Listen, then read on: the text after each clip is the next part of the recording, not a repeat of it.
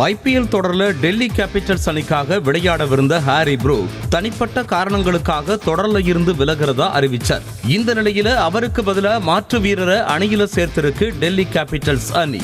Harry ப்ரூக்கிற்கு பதிலா தென்னாப்பிரிக்க வீரரான லிசார்ட் வில்லியம்ஸ் அணியில சேர்த்திருக்கு டெல்லி கேபிட்டல்ஸ்.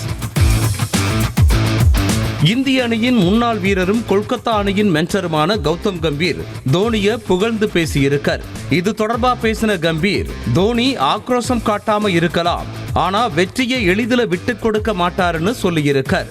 மேலும் கடைசி ஓவர்ல 20 ரன்கள் தேவைப்பட்டா கூட ஸ்ட்ரைக்ல தோனி இருந்தா வெற்றி அவருக்கு தான், எல்லாத்துலயும் அவரை விட சிறந்தவரா இருந்தா மட்டும்தான் அவரை வீழ்த்த முடியும்னு சொல்லி தோனியை புகழ்ந்திருக்காரு கௌதம் கம்பீர்.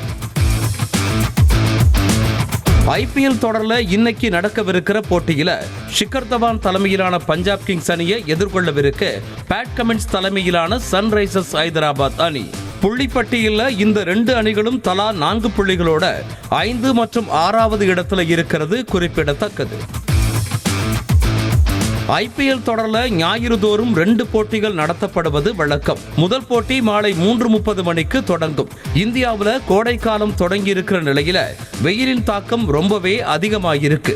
இந்த நிலையில ரசிகர்கள் 3:30 மணிக்கு தொடங்கும் போட்டியை காண வர்றதுக்கு ஆர்வம் காட்டுறது இல்லைன்னு சொல்லப்படுது. டிக்கெட் முன்பதிவு செஞ்சிருக்கவங்களுமே முதல் இன்னிங்ஸ்ல 10 ஓவர்கள் முடிஞ்ச அப்புறமாகவே மைதானத்துக்கு வர்றாங்க. இதை தொடர்ந்து மதியம் தொடங்கும் அந்த போட்டியை ரத்து செய்யணும்னு கோரிக்கை வைக்கிறாங்க ரசிகர்கள். செய்திகளை உடனுக்குடனும் துல்லியமாகவும் தெரிந்து கொள்ள சப்ஸ்கிரைப் பண்ணுங்க.